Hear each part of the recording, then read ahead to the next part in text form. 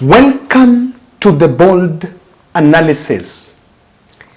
The way Kenya Kwanza have been too trivial about Raila Odinga's African Union Commission chairperson bid is revealing.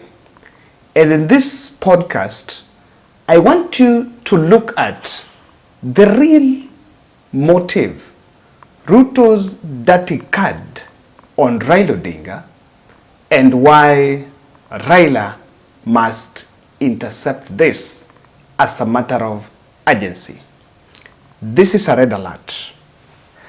And I want us to look at that detail keenly. But before that, I'll say thank you. We are finalizing our February project here. Our February project is this lady. This lady is stuck in Mama Lucy Hospital. The bill was 74,000.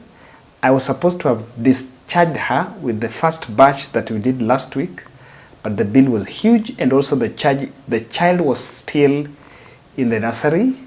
So tomorrow I'm supposed to discharge her. I have collected now, we've gone to 62,000. The deficit I have is only 13,000, and I will discharge her. I will be in Mama Lucy saa tano. So I want, giving myself a till, I think by saa tano, we shall have achieved the 13,000 target, so that tumtoe. And I also want to reach out. Last time I realized there's some of the subscribers that went, but nikiwa nishatoa, they wanted to pray with them. Now tomorrow, if you also want to join me, just get to my DM, my WhatsApp, then we shall plan so that we can go with you. If you are within Nairobi, I'll be more grateful for that. Some of these people, apart from just the fact that they're out, they also need a bit of that counseling, and hakuna kitu mbaya if we also join, pray with her. Yeah, it will be great. Someone just reminded me about that, and I'll be willing, so that tomorrow saa tano, let's meet in Mama Lucy. Tukisham discharge, we'll just pray together with her. Kama utampeleka nyumbani or something, we'll see about that. Ladies and gentlemen, here is something that I don't want you to miss. Uhuru Kenyatta met Samia Suluhu, and I analyzed that video here. Uhuru Kenyatta met Samia Suluhu, that was on Wednesday. During the day, he flew to Tanzania on Tuesday, attended an event, then on Wednesday, he met Samia Suluhu. The next, and I think you can see the photos now, the next morning, this propaganda was crafted. And look at this picture. Look at this picture. I got it from Pius Kinuthia. Pius Kinuthia, I just want to get the real text so that I show you. Pius Kinuthia is pro-governance blogger, and they woke up with a big narrative that the reason why Uhuru Kenyatta was in Tanzania was to convince Tanzania to ensure that they present the candidature of President Jakaya Kikwete to rival Raila Odinga. And yesterday I think I confronted that. I'm just saying, even if that will be the motive, then that will be it. But now the people that crafted that propaganda are crafting it to attack Uhuru Kenyatta by asking Uhuru Kenyatta why Uhuru Kenyatta allegedly is not supporting Raila Odinga, despite the fact that Raila Odinga was actually his personal friend. That is the question they're asking. Now, after that, if you see the pattern is consistent, listen to what Chererge was telling journalists in another press briefing. Ile umesikia sasa kiongozi wa Azimio anataka kuwa mwenyekiti wa AU. Sisi tunamuuliza tu Mheshimiwa Uhuru Kenyatta awache kusponsor aliyekuwa rais wa Tanzania Mheshimiwa Jakaya Mrisho Kikwete. Baba ameumia sana, na tunafikiri hii kiti itasaidia aendelee kupumzika na afanye kazi kwa nchi ya Afrika. So we are aware kuna watu wanamdanganya aliyekuwa rais wa Tanzania Jakaya kwa hiyo kitu ya AU. itasimama, hata watasimamisha yeye. Tunajua Uhuru Kenyatta hajapona tangu tumshinde 2022. Tunamuuliza kwa heshima, vile Kenya yote imekubali kuwa baba Raila Odinga akuwe mwenyekiti wa AU, sasa yeye mwenyewe sasa awache kutumia vigaragosi kama aliyekuwa rais wa Tanzania. Ndio Kenya to present one candidate East Africa, tuweze kuchukua hiyo kiti, ndio tuende mbele. Na sasa unajua baba anapojitayarisha sasa kuomba hiyo kiti haitaombwa na chama cha ODM ama Azimio, itaombwa na serikali. So ni mambo matatu tu wafanye. Tunataka tu waombe msamaha wa Kenya, kwa sababu wakati kulikuwa na maandamano Wakenya wengi waliumia na biashara ziliangamia. Ya pili, aweke loyalty kwa serikali ya Rais William Ruto, kwa sababu kupata hiyo kiti itabidi serikali ndio italobby. The government will use its own resources kumwombea hiyo kiti katika nchi za mbalimbali apate kiti ya AU. Na ya tatu sasa, unajua wale watu wa Azimio na wale wengine waache kupiga serikali vita. Sasa tunataka wote tuweke kampeni ya kusaidia baba akuwe AU chairman. Najua the reason most of na nimeona ODM wameitisha what we call crisis meeting, ni kwa sababu watu wengi kwa ODM walikuwa wameshika koti ama shati ya baba ndio wakuwa political relevant. I know in 2027 we will attend so many political funerals of people who have depended on Tinga doing politics. Na tunawapea risala za rambirambi za kisiasa mapema, kwa sababu baba anapoenda kuretire kwa siasa watu wengi wataangamia kisiasa. So we want to appeal that going into the future wale aliyekuwa rais awache. Najua amesikia uchungu kwa sababu baba amemwacha, kwa sababu yeye alikuwa anajaribu kutingiza serikali kupitia mambo mbalimbali. So ladies and gentlemen, it is not a hidden secret that I am not seeing Kenya Kwanza being honest. I am not seeing William Ruto being honest about Raila Odinga's AU bid. I am not seeing. There is an analysis I once did here on NADCO, and I said, no, this one, no. They're not honest. I wish Raila will see the signs. These fellows are not honest. I have a question, and if someone have an answer, should help me get an answer. If William Ruto camp thinks Uhuru Kenyatta is pushing a Kikwete candidature, what do you think they should do? Should they yell in all these streets and run all this live propaganda, or William Ruto himself can make a call to Suluhu, or can even try send a diplomatic team to Suluhu? How does it help by shouting in all these social media corridors about this thing? It is not adding up. These people are conflicted and they're not honest. I've just looked at the conduct and the way anyone who is talking about it is being branded as someone who being branded all sorts of. Finally, Kenya Kwanza seems to have owned Raila Odinga. And in this, I want to explain for you. This is Ruto's motive around the African Union Commission chairperson bid by Raila Odinga. As to whether it was arrived at through some consensus or no, whether there are some concessions, it is irrespective of a concession between the two. Position is this. William Ruto's first motive is to ensure that by the time Raila arrives into a voting, his bid is not even Raila to win. He wants to take Raila for the better part of 2024 campaigning and being weak on government pushback. By the time we'll enter 2024, there will be a transition on the leader of the opposition. Remember, In the NADCO report, there is a report that is showing that there's supposed to be a party leader, official opposition leader, and 2 deputies. Now, if Raila is out of the picture, if Raila is vying, of course, for this position, then he's out of the picture, then that will be Kalonzo and Amartha Karua and probably Oparanya of the team. Now, as we talk, Oparanya and Kalonzo are at loggerheads. While Kalonzo and even us, we believe the person that should be the opposition leader is Kalonzo Musyoka.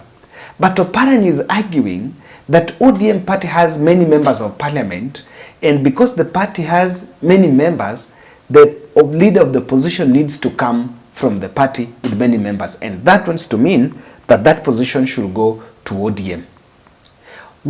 At the end of it, what will happen is to ensure that Kalonzo is that. And in fact, there is something that Ruto is saying.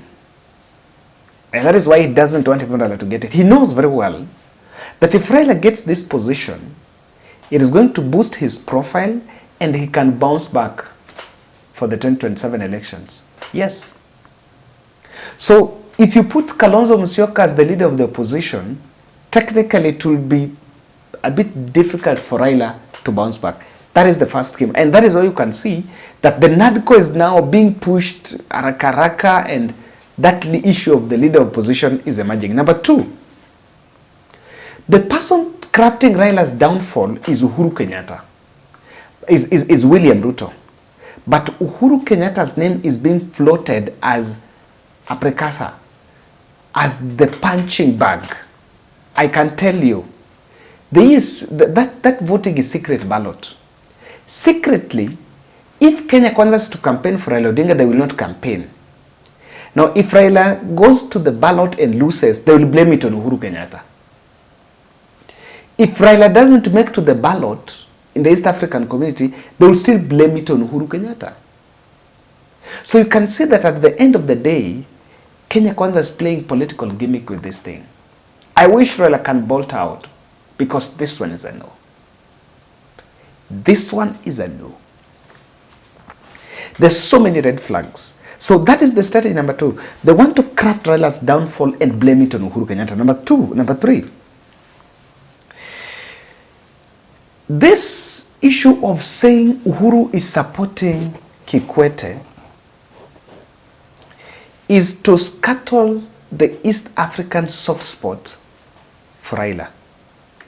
If East Africa countries are thinking of Raila, then how would Raila get that backing if Uhuru Kenyatta is thinking of someone else?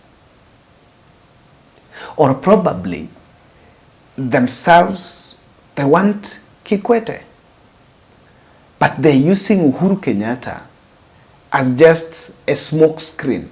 In fact, I want to believe this narrative of Uhuru Kenyatta for Kikwete is a smoke screen. The real people that are pushing for Kikwete is William Ruto. I may be wrong on this. I wish I am wrong, but I may not. The real people pushing for this Kikwete thing could be the William Rutos. Number 3,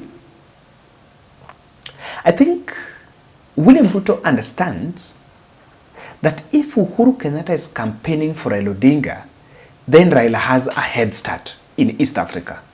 He knows it. He knows very well. The other day, Kagame was even saying, Uhuru waendelee na Nairobi peace process. Uhuru is a friend to Museveni. Uhuru is a friend to Samia Suluhu. Uhuru is a friend to DRC Congo. Uhuru is a soft stop in Burundi. So he knows very well that Uhuru, when Raila gets the backing of Uhuru Kenyatta in East Africa, is going to have a head start. So what he's doing ni kuchafua rada.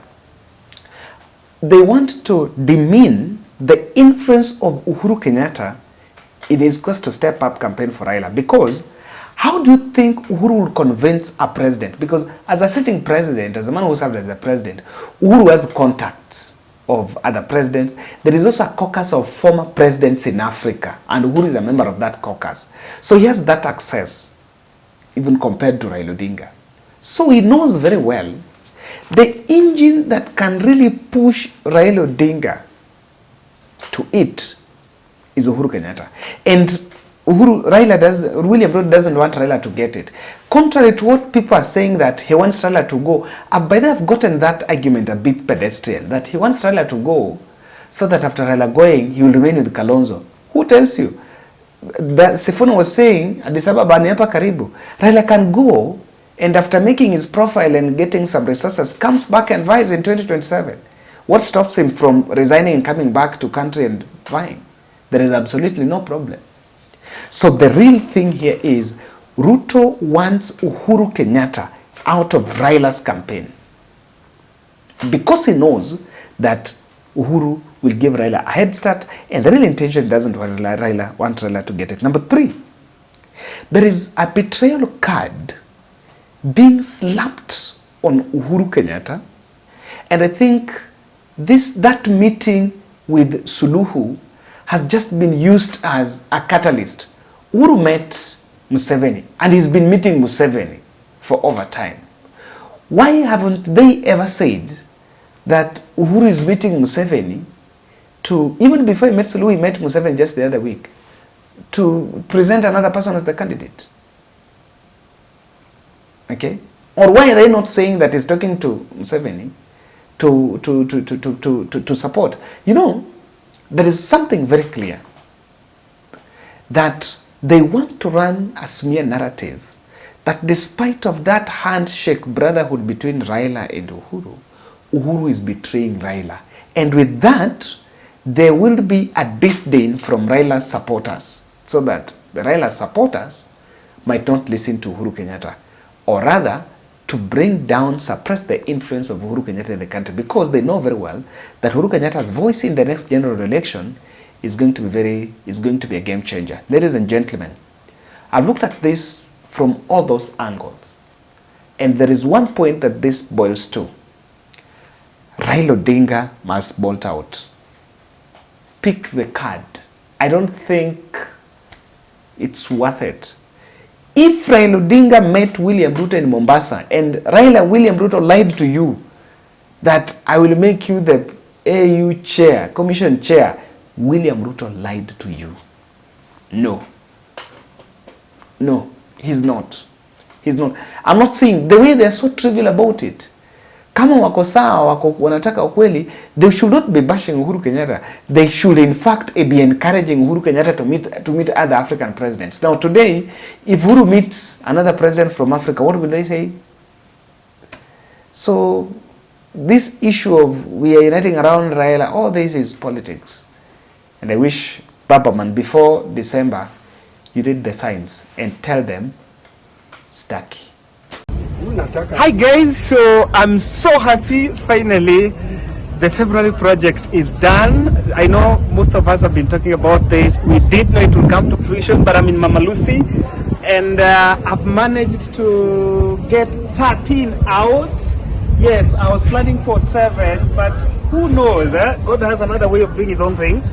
That we managed to our to 13. And apart from that, we've also done some food stuff because you know these guys hawa mambo wamekuwa hospitali for long na hawajakuwa wakifanya kazi. So what we decided is whatever has remained, we do some food stuff for them.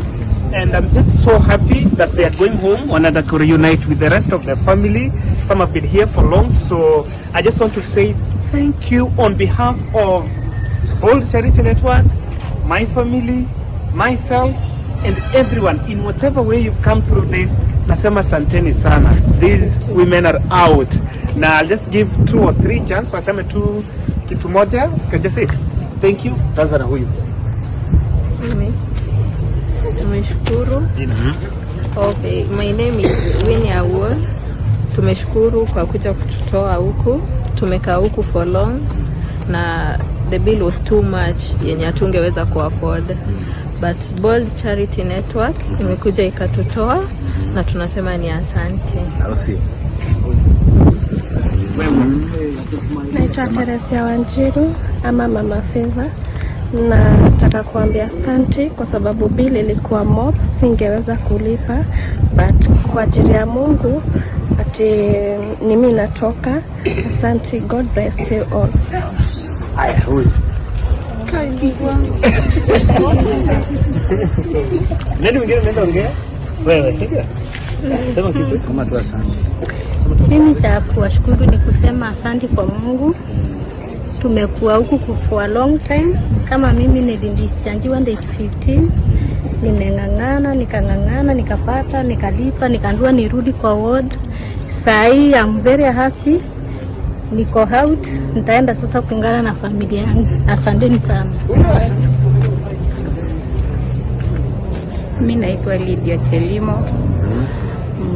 Pili yangu ilitoka date 16.